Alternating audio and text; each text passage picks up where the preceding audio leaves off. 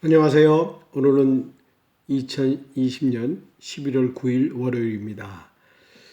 요즘 다니엘 기도회가 한창 벌써 일주 지났는데요. 많은 은혜 받고 있습니다. 이번 주간도 함께 같이 동참하기 바랍니다. 먼저 김석균 목사님의 자작곡 돌아온 탕자라는 그 찬양을 들으면서 오늘 읽어주는 카페 나나무 제일교회를 시작을 하겠습니다.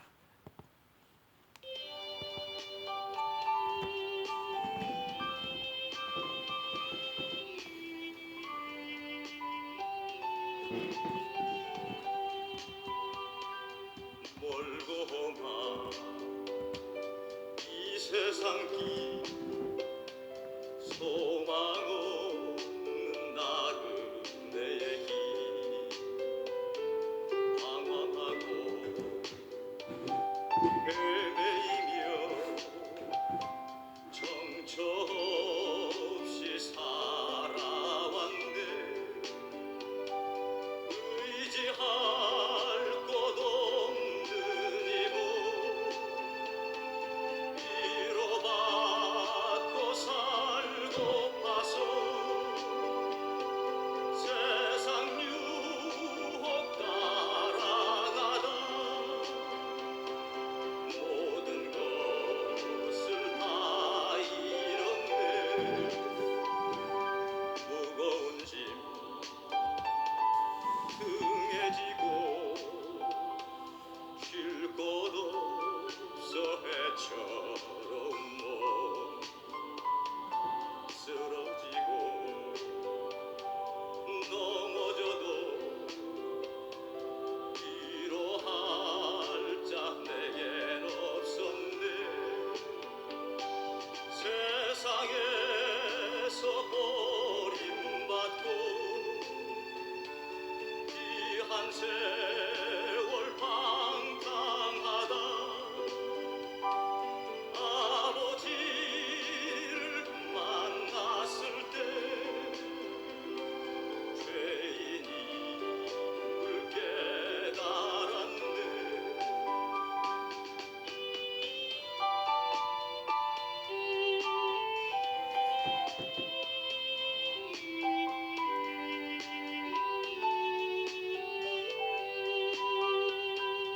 눈물로써 회개하고 아버지의 품에 안기어 죄악으로 더럽힌 몸 십자가에 못 박았네. 구원함을 얻은 기쁨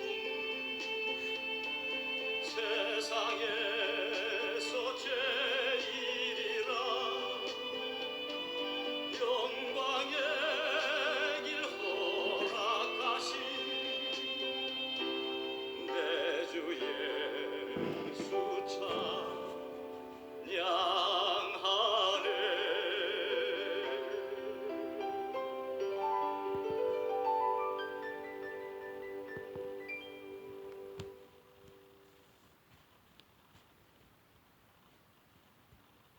네, 감사합니다.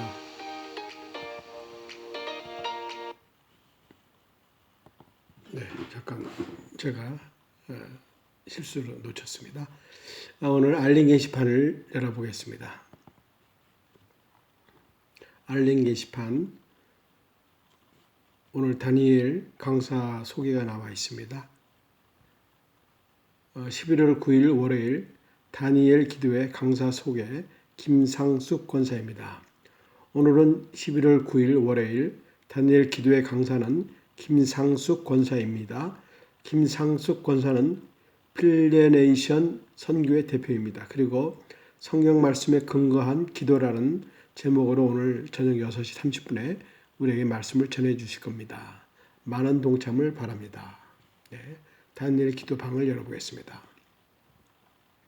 어저께 오이나 집사님의 간증이 있었죠. 여러분들 어저께 간증 보시고 많은 도전과 많은 은혜와 또 자폐증을 가진 그 아들을 둔 오윤아 집사의 마음을 아시고 또 그리고 우리 주위에 그런 자폐증 환자들이 많이 있는데 여러분들 다 하나님이 지으신 그러한 귀한 생명이기 때문에 여러분들이 함께 사랑해주고 함께 같이 더불어 우리가 살아가는 우리들이 되었으면 좋겠습니다. 예, 여러분들 그 영상과 그다음에 설교 요약 원고 그다음에 전체 예배했던 상황을 다 올려놓았습니다. 여러분들이 보시기 바랍니다. 출석 인사 살롬방을 열어보겠습니다. 새로운 한 주가 시작되었습니다. 주님과 동행하는 복된 하루가 되기를 간절히 바랍니다. 출석합니다. 주님 안에서 새로운 한 주 보내세요. 광대하신 여호와를 송축하며 경배합니다. 오늘도 말씀에 귀를 기울이게 하여 주시옵소서. 네, 감사합니다. 다만 내미는 말 내 구주 예수를 더욱 사랑 더욱 사랑. 네, 복된 날 되시기 바랍니다. 한 주간도 풍성한 은혜 열매를 맺는 귀한 믿음으로 가득 채워지시길 소원합니다. 바람이 불어서 그런지 길가에 낙엽이 많이 떨어져 뒹굴고 있습니다. 어제가 입동이라 그런지 날씨가 차갑습니다. 감기들 조심하세요. 다니엘 기도회를 기다리며 하루를 또 보냅니다. 네, 감사합니다. 잠자는 자들의 첫 열매가 되시는 우리 주 예수 그리스도의 기쁨과 감사가 넘치는 하루가 오늘도 되시길 바랍니다. 매일 다니엘 기도회를 통해서 풍성한 생명의 양식을 주심에 감사드립니다. 오늘도 주 안에서 승리하세요. 네, 감사합니다.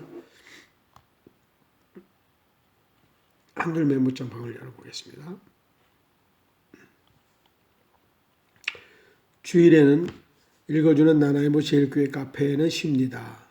성도님들이 많이 들어오셔서 참여하시고 많은 댓글들 남겨주시기 바랍니다. 네, 감사합니다. 성경 공부방을 열어보겠습니다.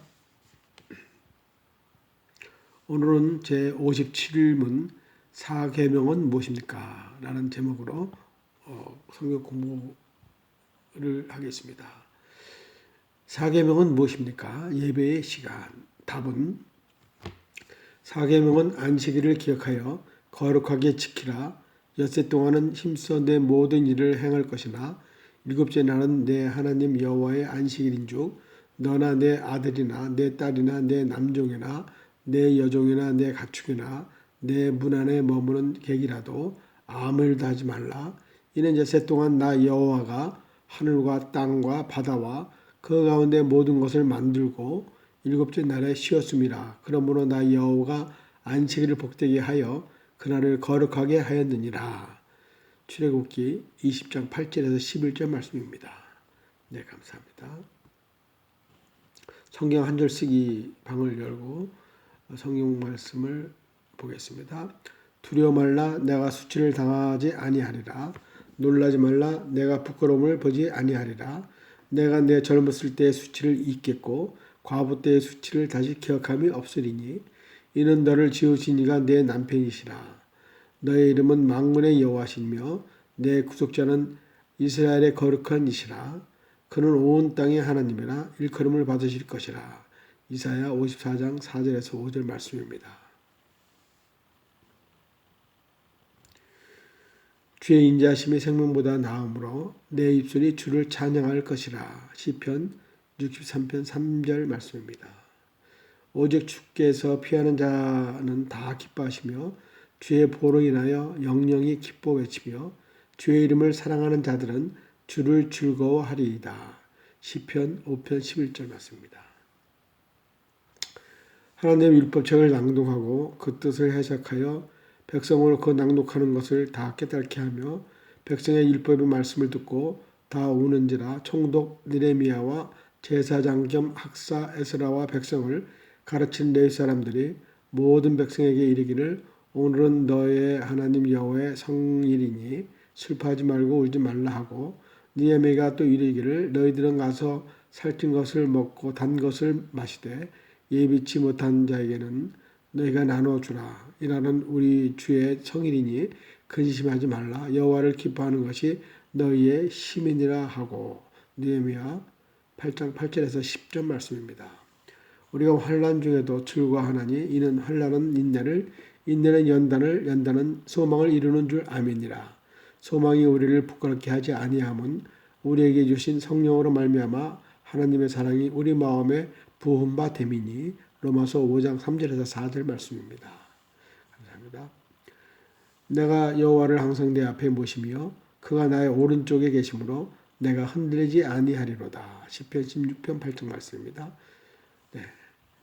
여호와의 교훈은 정직하여 마음을 기쁘게 하고 여호와의 계명은 순결하여 눈을 밝게 하시도다.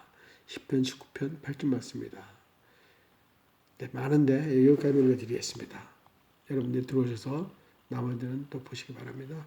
아침 묵상을 보겠습니다. 네, 아침 묵상방 오늘은 온유함의 승리라는 제목으로 글이 올라와 있습니다. 본문 말씀 민수기 12장 1절에서 9절 말씀까지입니다. 이 사람 모세는 온유함이 지면의 모든 사람보다 더하더라. 묵상 내용 종종 불평의 언어들이 삶에서 나오곤 합니다. 불평의 언어가 쏟아지려고 할 때 마음을 다스리는 당신만의 방법은 무엇입니까? 모세의 형제 밀리암과 아론이 모세를 공격합니다. 모세가 굿수의 여인을 취하자 밀리암과 아론이 모세의 잘못을 들춰내며 지도력을 깎아내립니다. 이스라엘 백성들에게 매우 위대한 선지자 모세가 미리암과 아론에게는 어린 시절부터 돌보아준 동생에 불과했던 것입니다. 그들은 자신들도 선지자라는 동등하는 위치를 넘어서서 누나와 형이라는 입장에서 모세를 평가하고 지도하려 했습니다. 모세의 권위가 무너지는 참으로 난감한 상황이 되었습니다. 이때 하나님께서 직접 나타나셨습니다. 이스라엘을 가나안 땅까지 인도하기 위해서는 지도자 모세의 리더십이 꼭 필요하셨던 것입니다. 하나님께서는 그들을 꾸짖으시고 올바른 질서를 잡아주셨습니다. 내즉 모세와는 내가 대면하여 명백하게 말하고 그는 또 여호와의 형상을 보거늘 너희가 어찌하여 내즉 모세의 비방하기를 두려워하지 아니하느냐. 민수기 12장 7절에서 8절 말씀입니다. 우리는 모세의 태도를 주목해서 보아야 합니다. 모세는 이 상황을 오직 인내함으로 기다렸습니다. 성경은 모세의 성품을 다음과 같이 기록하고 있습니다. 이 사람 모세는 온유함이 지면의 모든 사람보다 더하도더라. 불평과 원망, 분노가 안팎에서 몰려올 때 그 내적 충동과 외적 환란을 이길 수 있는 힘은 온유함입니다. 하나님께서 온유한 자를 위해 대신 싸워주실 것입니다. 이것이 약한 자를 들어 강한 자를 부끄럽게 하시는 하나님의 방법, 곧 온유함의 승리입니다. 오늘의 기도. 온유한 주님, 나로 부드럽게 겸손한 온유함을 배우게 하사 악한 세상을 하나님의 능력으로 넉넉히 이기게 하여 주시옵소서. 아멘. 감사합니다.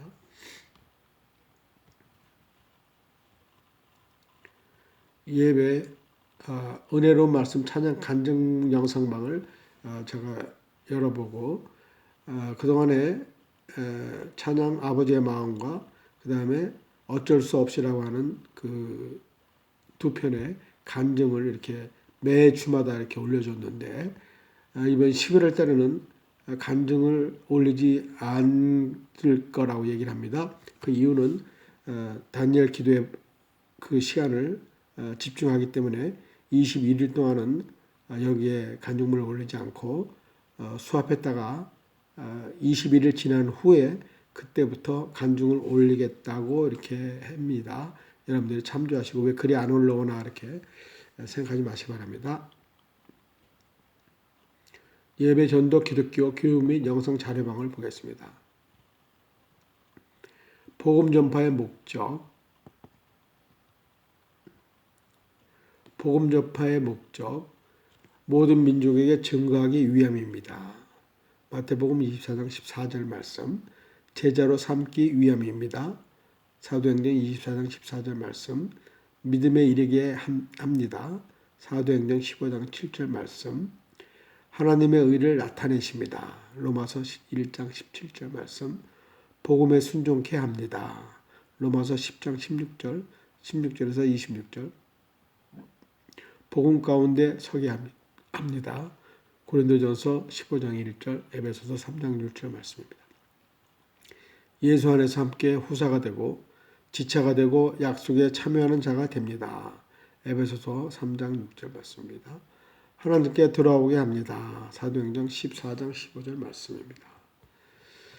네, 감사합니다. 전도는 예수 그리스도를 믿는 산 증인이 되는 것이다 라는 제목으로 글이 올라와 있습니다. 전도는 예수 그리스도를 믿는 산 증인이 되는 것입니다. 베드로는 예수님의 산 증인입니다. 베드로는 예수님의 찬사도 즉 제자입니다. 3년간이나 예수님의 제자의 자리에서 예수님을 수행한 산 증인입니다. 사도행전 2장 31절에서 32절 말씀에 미리 본 거로 그리스도의 부활을 말하되 그가 온배에 버림이 되지 않고 그의 육신이 썩음을 당하지 아니하리라 하더니 이 예수를 하나님이 살리신지라 우리가 다 이 일의 증인이로다. 증인이란 본 것을 본 대로 들은 것을 들은 대로 사실 그대로를 말하는 것이 증인입니다. 만약 보지도 듣지도 못한 것을 말하면 거짓 증인으로 처벌받는 것입니다. 예수님을 만나 본 사람이 예수님의 산 증인이 되는 것입니다. 때로는 십자가에 매달리신 예수님을 보았고 무덤에서 사망 권세를 이기시고 부활하신 예수님을 본 사람이라 증인이라도 본인도 이 일의 증인이라고 말할 수 있습니다. 사도 요한은 태초부터 있는 생명의 말씀에 관하여는 우리가 들은 바요 눈으로 본 바요 자세히 보고 우리의 손으로 만진 바라. 자신이 듣고 보고 손으로 만진 이야기를 하면서 자신이 그리스도의 산 증인인 것을 말하고 있습니다. 그러므로 전도는 어려운 것이 아닙니다. 아주 쉬운 일종의 하나입니다.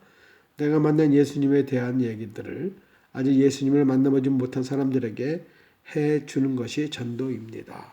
네, 알겠습니다. 감사합니다. 좋은 나눔 교훈구를 열어보겠습니다. 하나님의 눈으로 라는 글이 올라와 있습니다. 하나님의 눈으로 문제 대신 약속에 초점을 맞춰라.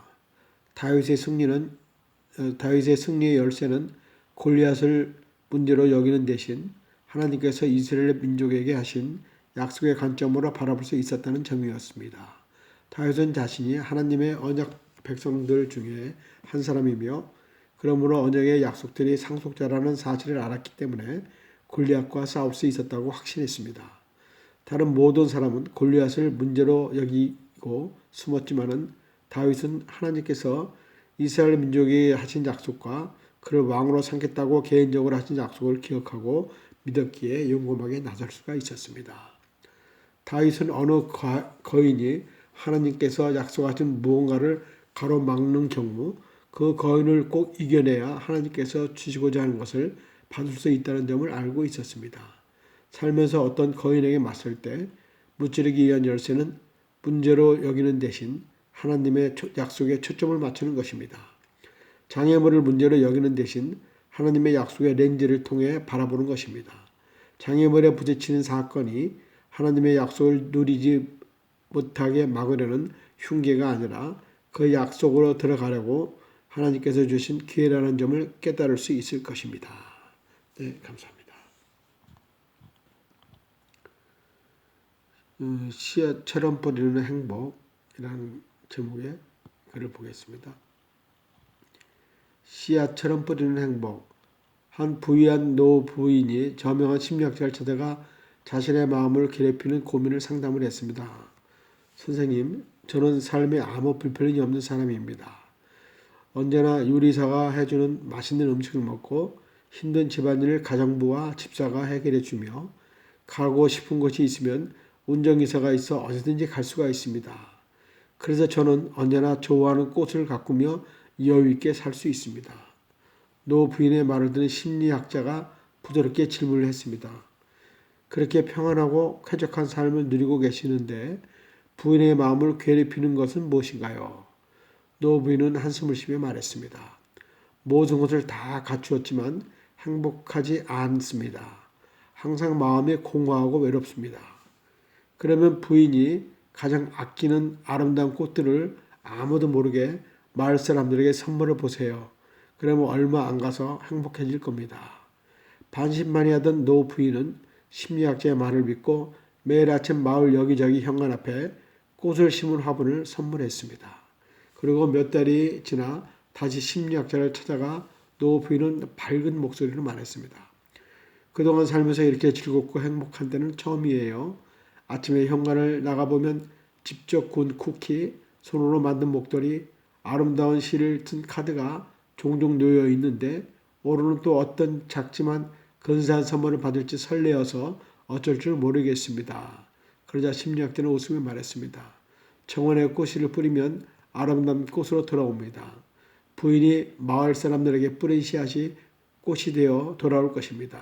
그게 바로 행복입니다. 행복은 돌고 돕니다. 누군가와 소중한 것을 나눌 때 그 나눔은 그냥 사라지는 것이 아닙니다. 당신의 베푼 나눔과 마음과 사랑을 돌고 돌아 반드시 당신 곁으로 아름답게 다시 돌아올 것입니다. 오늘의 면, 사랑은 홀로 설 수 없다. 스스로 사랑을 채우고 이를 베푸는 것. 그때 사람이 사람답고 세상은 아름답습니다. 발타자그르 그라시안이라는 사람이 글을 쓴 겁니다. 네, 벌써 시간이 많이 지났네요. 읽을 게 많은데 나머지들은 여러분들이 들어오셔서 읽으시면 좋겠습니다. 오늘은 시간이 다 돼서 여기까지 하겠습니다. 여러분 오늘도 날씨가 춥지만은 몸 감기 조심하시고요. 또 좋은 하루 되시기 바랍니다. 잊지 말아야 될 것은 오늘 저녁 6시 30분 다니엘 기도에 있다는 거 잊지 마시고 우리 성도들이 다 흩어져 있지만은 6시 30분에 우리 카페 인터넷 안에 들어와서 다 함께 다니엘 기도에 그 말씀과 찬양 간증을 드리면서 우리가 은혜 받기를 바랍니다. 감사합니다. 오늘도 하루 승리하는 하루 되시길 바랍니다. 안녕히 계세요. 내일 뵙겠습니다.